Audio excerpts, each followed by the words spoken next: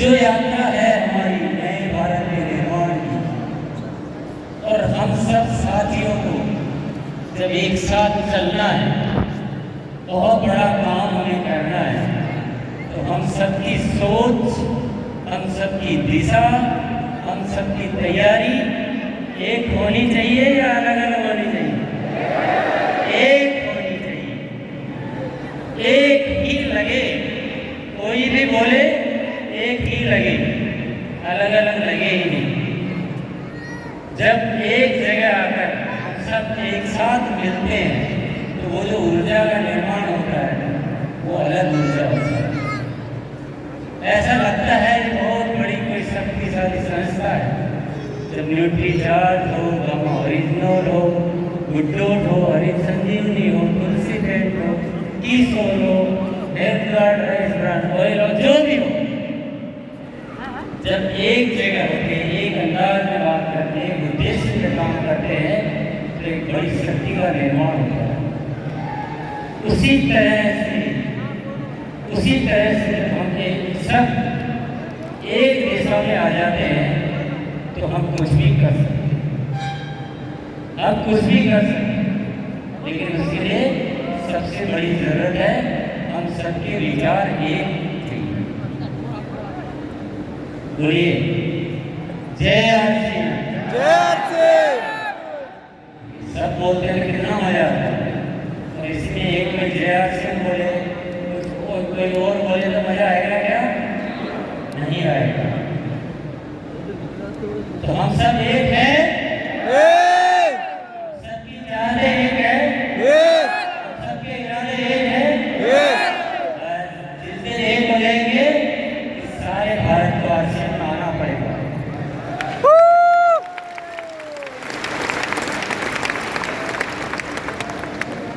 पर कुछ बातें मैं आपके साथ कहना चाहूंगा। हम सब एक होकर भी कभी कभी अलग अलग हो जाते हैं। हम सब एक होकर भी हमारी चाहतें अलग अलग हो जाती हैं। होता है कि नहीं होता है? आपको नजर आता है कि नहीं आता है, पर मुझे अच्छी तरह से नजर आता है, और आपको मैं वो बताना बहुत ज़रूरी समझता हूँ। मैं आज आया ही इसीलिए कि हम सबको एक शक्ति बनना है। आया इसीलिए हूँ, तो मुझे आपको याद भी दिलाना पड़ेगा, मुझे आपको जगाना भी पड़ेगा कि हम कहाँ कहाँ अलग अलग हो जाते हैं। एक बार पुनः बोलेंगे जय आरसीएम।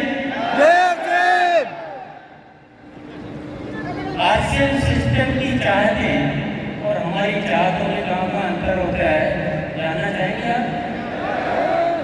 जानना चाहेंगे? ये बढ़िया, क्योंकि जब तक ये नहीं जानेंगे कि हमारी सोच में अंतर क्या है, तब तक हम मिटाएंगे कैसे? मिटाने के लिए जानना बहुत जरूरी है। तो मैं थोड़ा आपको याद दिलाना चाहता हूँ कि आप क्या चाहते हैं और हम क्या चाहते हैं। यस, आप क्या चाहते हैं? उदाहरण के लिए कुछ बातें बताता हूँ। उदाहरण के लिए आप क्या चाहते हैं? आप चाहते हैं कि कोई ऐसा आसान तरीका मिल जाए जिसके द्वारा हम आरसीएम में सफल हो जाए। चाहते हैं कि नहीं चाहते? कौन कौन चाहता है? सब चाहते हैं। आप चाहते हैं कि कोई ऐसा आसान तरीका मिल जाए जिससे हम सफल हो जाए। और आरसीएम सिस्टम क्या चाहता है कि आप कितनी भी मुश्किलें आ जाए, आप उनके जीतने के काबिल हो जाए। आसानी से कुछ नहीं मिलता भैया, और जिन्होंने आसानी से ढूंढने की कोशिश की है उनके हाथ में क्या आया? कुछ नहीं आता है।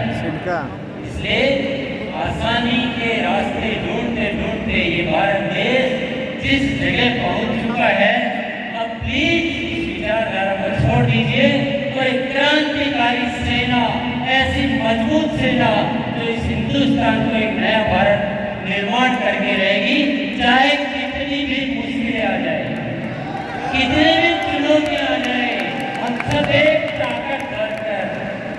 चुनौतियों का मुकाबला करने के काबिल बन सके। इस अंतर को हमें मिटाना, मिटाएंगे। अच्छा, दूसरा कुछ उदाहरण की बात करते हैं। आप क्या चाहते हैं? आप चाहते हैं कि मेरे एक कार आ जाए, चाहते हैं? बस कौन चाहते हैं?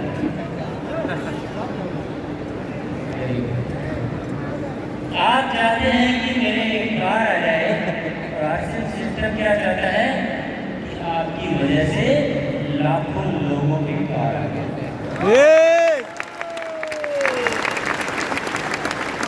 आप चाहते हैं कि मेरा एक घर बन जाए, और आरसीएम सिस्टम चाहता है कि एक नया भारत बन जाए।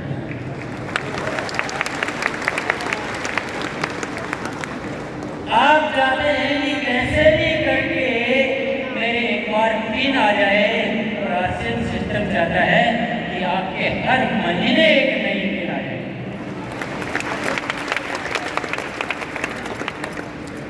तो अगर आप इन विचारों का अंतर समझने की कोशिश करेंगे तो आपको ये अंतर समझ में आ जाएगा, और जिस दिन ये अंतर आपको समझ में आ जाएगा उस दिन आरसीएम होगा असली ताकत, शक्तिशाली देश का सबसे बड़ा संगठन होगा। आरसीएम को करना है तो आरसीएम के सिस्टम से करना होगा, अपने अपने सिस्टम, अपनी अपनी सोच, अपनी अपनी चाहतें लेकर किसी सिस्टम को मजबूत नहीं बनाया जा सकता है। और मैं आज आपके सामने घोषणा करने आया हूँ, मैं आज आपके सामने आह्वान करने आया हूँ, मैं आज आपको अच्छी तरह से बताना आया हूँ कि आरसीएम का एक ही मकसद है, नए भारत का निर्माण, नए भारत का निर्माण और नए भारत का निर्माण। हम प्राण गीत सुनते हैं, हम प्राण गीत बोलते हैं, लेकिन मैं बताता हूँ क्या आप प्राण गीत जीते हैं? मैं आपसे जानना चाहता हूँ, क्या आप प्राण गीत जीते हैं? क्या आपके सपनों में वो एक खुशहाल भारत नजर आता है? क्या आप इस देश को खुशहाल बनाना चाहते हैं? क्या आप मूल्यों की स्थापना करना चाहते हैं? क्या आप एक ऐसे राष्ट्र का निर्माण करना चाहते हैं जहाँ हर कोई दूसरों की खुशियों के लिए कुर्बान हो जाए? तो आरसीएम का तो मकसद यही है भैया। आरसीएम तो इसी के लिए चलता है, इसी के लिए सोचता है और इसी के लिए सारी तैयारियां करते हैं। और अगर आप अपनी तैयारियों को आरसीएम की तैयारी में नहीं मिलाओगे तो जीत कैसे होगी? आरसीएम बहुत बड़ा मकसद लेकर इस धरती पर आया है। परमात्मा की हमारे ऊपर बहुत कृपा है। आरसीएम एक कारोबार नहीं है, ये कोई व्यापार नहीं है, ये एक नए भारत के निर्माण का बहुत बड़ा अभियान है।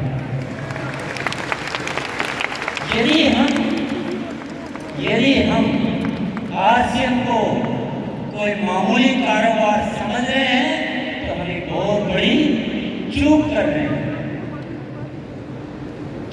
हैं। और हम यदि दुनिया को इसको कारोबार के रूप में बता रहे हैं तो अगेन हमें दूसरी चूक कर रहे हैं। न तो ये आम कारोबार है, न ऐसा सिस्टम धरती पर आज तक आया है, और आगे का तो मुझे कुछ पता नहीं, और हम आगे का इंतजार क्यों करें? हमें करना है, जो भी करना है हमें करना है, आज करना है, अभी करना है, इस सिस्टम के माध्यम से करना है। हमें ऊपर वाले को बहुत बहुत शुक्रिया अदा करना है कि आपने हमें एक ऐसा मजबूत सिस्टम दिया, एक ऐसी व्यवस्था दी है जो इस देश को बहुत बड़ी ज़रूरत है। आज देश इधर जा रहा है, देश में जो लड़ाई झगड़े, नफरतें, शोषण जो बढ़ रहा है वो हमारे लिए चिंता का विषय है।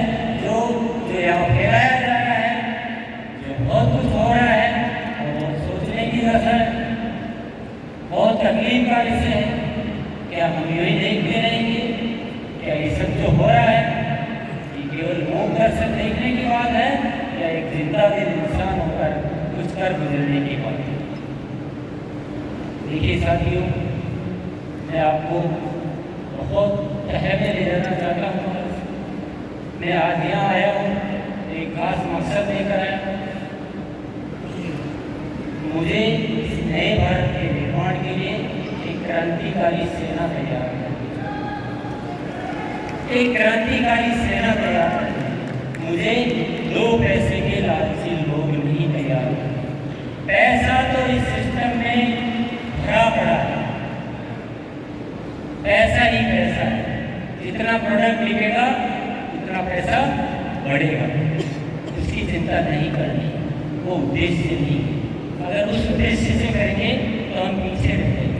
जो इसका डिजाइन है उसको समझिए, अच्छी तरह से दिल से समझिए। हम जो जीते आए हैं, हमारी आदतें कुछ अलग है, हमारे सोचने के तरीके कुछ अलग है, लेकिन आरसीएम की चाहत कुछ अलग है। उस अंतर को समझना पड़ेगा, उस बदलाव को आपको स्वीकार करना पड़ेगा। मैं आज आपके बीच आया हूँ एक क्रांतिकारी सेना का निर्माण करने के लिए। आप बोलोगे हम हैं तो सही, आरसीएम में इतना बड़ा परिवार है तो सही। बिल्कुल है, बिल्कुल है, परंतु जो विचारधारा चाहिए उस विचारधारा की जरूरत है।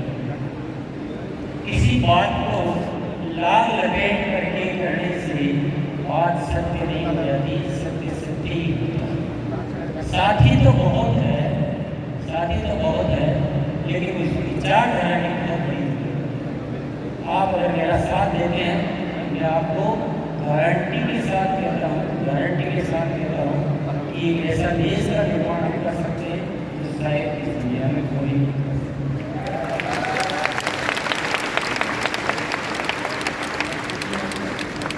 जितनी भी व्यवस्थाएं इस देश में चलती है, सबकी अपनी अपनी मजबूरियाँ हैं, सबकी अपनी परिस्थितियाँ हैं, पर आरसीएम की कोई मजबूरी नहीं। आरसीएम एक ऐसी स्वतंत्र व्यवस्था है जो किसी मजबूरी से नहीं चलती है, ये चलती है तो एक नए भारत के निर्माण के मकसद से।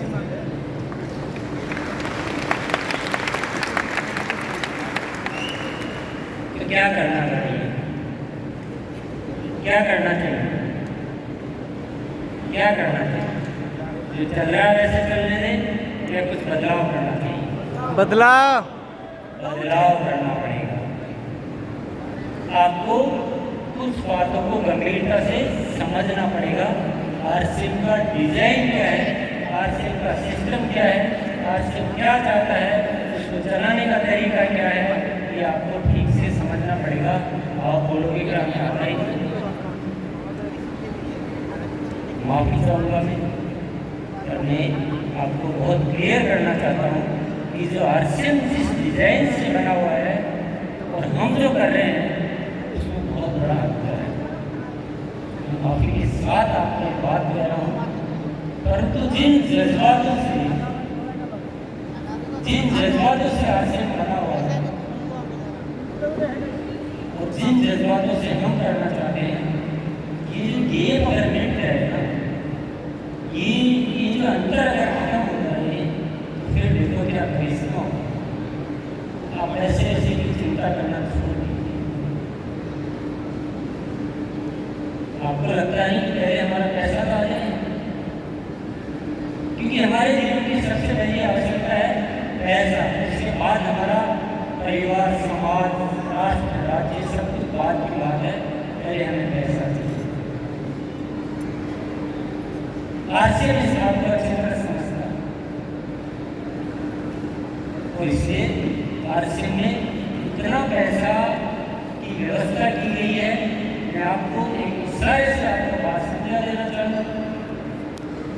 जितना टर्नओवर आरसीएम का है आज में, उतने से टर्नओवर में आरसीएम जितने लोगों को इनकम देता है, दुनिया की कौन सी संस्था, कौन सा सिस्टम, कौन सी कंपनी इतने से टर्नओवर में इतने लोगों को इनकम देती है? तो बताइए, एक आदमी बताइए, थोड़ा समझने की कोशिश कीजिए। बहुत दिनों तक ऐसे ही यही गुजार लेना नहीं, हकीकत को समझिए। आरसीएम में कितना पैसा है, अगर यही टर्नओवर 100 गुना होगा तो पैसा कितना बढ़ेगा? 100 गुना। अगर 1000 गुना होगा तो सबसे ज़्यादा पैसे वाले लोग होंगे तो आरसीएम वाले होंगे। परंतु ये होगा कैसे? ये तो जब होगा जब परिवार बढ़ेगा, ये तो तब होगा जब संगठन बड़ा होगा, ये तो जब होगा जब हम इज्जत कमाएंगे। हमने तो दौलत कमाने में ही जिंदगी गुजारी। दौलत तो बाद में आती है, पहले इज्जत कमानी पड़ती है। आपको आरसीएम को कुछ ऐसा दिव्य बनाना पड़ेगा कि जब आप फील्ड में जाएं तो लोग कहें कि आरसीएम क्या संस्था है।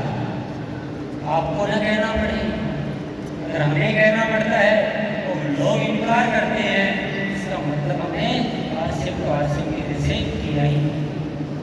इज्जत कमानी पड़ेगी, अच्छे मन से आरसीएम करना पड़ेगा, सेवा भावना से आरसीएम करना पड़ेगा। किसी के साथ कोई धोखा नहीं, कोई छल कपट नहीं, और एक ऐसा मूल्य आधारित कार्य करना पड़ेगा कि जब मार्केट में जाएंगे तो हमें न बोलना पड़े, दुनिया बोले कि आरसीएम नामक एक ऐसी संस्था है जैसी संस्था हिंदुस्तान में कोई नहीं। जो आरसीएम कर सकता है वो कोई कर ही नहीं सकता। इसके क्या संस्कार होते हैं, इसके कैसे लोग होते हैं, इनके कैसे प्रोडक्ट होते हैं, क्या संस्था है, बहुत ही जोरदार कार्य करती है। क्या आप ऐसा चाहते हैं? कौन कौन चाहता है? अगर ऐसा चाहते हैं तो चाहने से चीज़ें हो जाती है, करने से होती नहीं है, करने से होती है। इसलिए आप आँख बंद करके आरसीएम सिस्टम में आ जाइए। आरसीएम में तो आ गए, और आरसीएम सिस्टम में आना भी बाकी है। आँख बंद करके आरसीएम सिस्टम में आ जाए। जो आरसीएम चाहता है, जो आरसीएम आपको कहता है, वैसा न वैसा करना शुरू कर दीजिए। मैं आपको गारंटी देता हूँ एक दिन इस दुनिया में आप ही आप नजर आएंगे, आप ही आप नजर आएंगे। आपके सामने सारी दुनिया फीकी पड़ जाएगी। हर चीज की तरीका हो। ऊपर वाले को शुक्रिया अदा करें, ऊपर वाले को धन्यवाद दीजिए कि एक कारोबार के नाम पर हमें हमारे सिस्टम को जो विचार दिए हैं दुनिया में आज तक किसी को दिए। हमारे सिस्टम में जिस तरह की प्रोडक्ट रेंज बनाई गई, जो व्यवस्था बनाई गई, जो एजुकेशन बनाई गई, कहीं भी नहीं होता। वो कितने सौभाग्यशाली है कि हमें इतना अच्छा सब कुछ मिला है। ऊपर वाले को शुक्रिया करना कभी मत भूलिए। मैं दिन रात एक ही काम करता हूँ, हर विचार के लिए, हर व्यवस्था के लिए सिर्फ और सिर्फ ऊपर वाले को धन्यवाद देता हूँ। धन्यवाद देने का तरीका क्या होता है? जब उन्हें ऊपर से कुछ मिलता है तो हम कहते हैं कि मैं भाग्यशाली हूँ, आपने मुझे जो दिया है उसके लिए मैं अहोभाव से गदगद हूँ, और मेरी जिम्मेदारी बनती है कि आपने जो मुझे दिया है मैं उस एहसान को अपने कतरे कतरे से चुकाने में कोई कोर कसर नहीं रखूँ। और दिन रात वो प्रेरणा मेरे भीतर जागृत होती रहती है कि मुझे जो ऊपर वाले ने दिया है तो मेरा फर्ज बनता है कि एक एक पल पल, एक सोच, हर कतरा इस आरसीएम के काम आए, इस धरती के काम आए। और मेरा जो परिवार है, आरसीएम का परिवार, मेरा जो भारत है, जिसका एक एक नागरिक मेरा परिवार है, और इनको खुशियाँ देना मेरा आरसीएम साथियों को छोटा मोटा काम धंधा नहीं है, जो पैसे कमाने का जरिया नहीं है। ये परमात्मा द्वारा दिया हुआ एक ऐसा नायाब तोहफा है जो बहुत भाग्यशाली लोगों को मिलता है। तो किसी नादानियों में इतनी अनमोल चीजों को खो मत देना। हम सबकी एक बहुत बड़ी जिम्मेदारी बनती है, हमें न केवल अपना परिवार चलाना है, बल्कि हमें इस पूरे देश को संभालना, पूरे देश को संभालना हमारी जिम्मेदारी है। और मैं अभी तो क्या आपसे बात कर पाऊंगा, बहुत ज़्यादा थोड़ी सी बात कर रहा हूँ, पर मैं आपके साथ बात करना चाहता हूँ, मैं आपको समझाना चाहता हूँ कि आश्रम क्या है। मेरे साथ आपको टाइम देना पड़ेगा, मेरे दिल की बात को आपके दिल में उतारना पड़ेगा। जैसा आप समझ रहे हैं वैसा आश्रम नहीं है, आश्रम कुछ और है, आप कुछ और समझ रहे हैं। इसके लिए मेरे संग आइए, मेरे साथ बैठिए, मेरे साथ समय बिताइए। मैं आपको एक एक चीज़ क्लियर करूँगा, कैसे सोचा जाता है, कैसे काम किए जाते हैं, कैसे नए भारत का निर्माण किया जाता है। पूरी की पूरी योजना बहुत अच्छे से बनी हुई है। कैसे हम इज्जत कमाएं, कैसे हम दुआएं कमाएं, पैसा तो हमारे पीछे पीछे भागा हुआ है। पैसे की ज़्यादा चिंता मत कीजिए, पैसे की चिंता हमें करनी पड़ रही है, इसलिए करनी पड़ रही है क्योंकि हमने जीवन को वैसे नहीं जिया जैसे जीवन होना चाहिए। जीवन जैसा होना चाहिए वैसा अगर हम जिएंगे तो पैसा कभी आपको पैसे के लिए सोचना नहीं पड़ेगा। तो ये सारी जो बातें मैं आपको आज संक्षेप में कह रहा हूँ, मैं आपको जो इशारा दे रहा हूँ, लेकिन बातें तो बहुत सारी करनी पड़ेगी।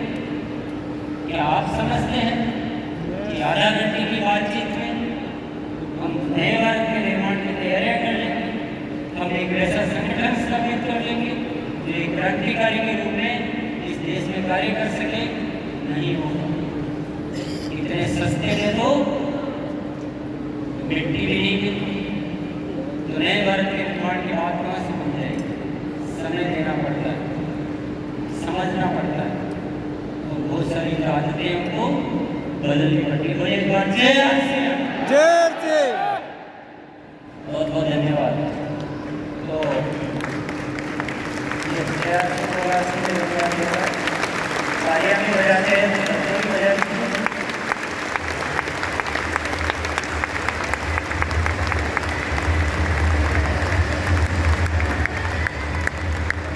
अगर आपको लगता है कि बस हो गया तो मैं जा सकता हूँ, अगर आपको लगता है कि बस और बाकी है,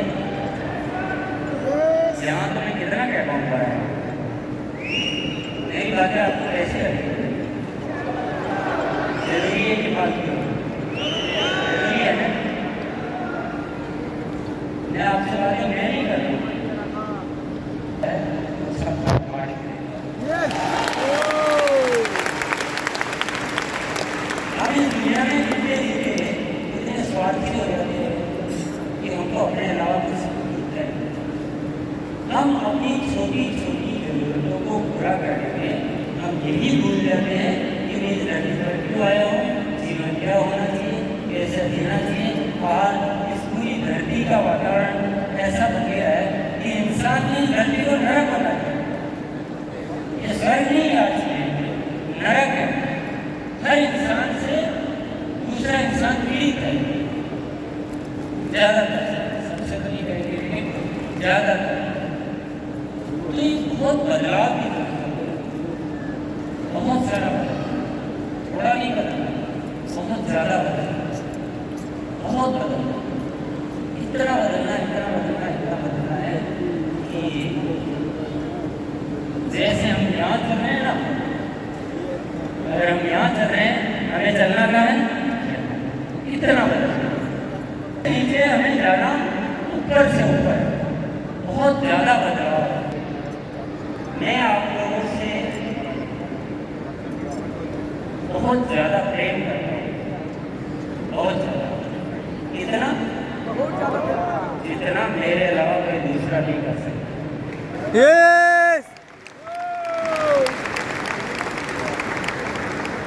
बहुत ज़्यादा अटूट प्रेम करता हूँ, इतना प्रेम करता हूँ कि मैं आपको किसी भी तकलीफ में, किसी भी कमज़ोर स्थिति में देखना चाहता हूँ, मैं आपको उस स्वरूप में देखना चाहता हूँ कि आप एक दिव्य देव के रूप में धरती पर नजर आओ।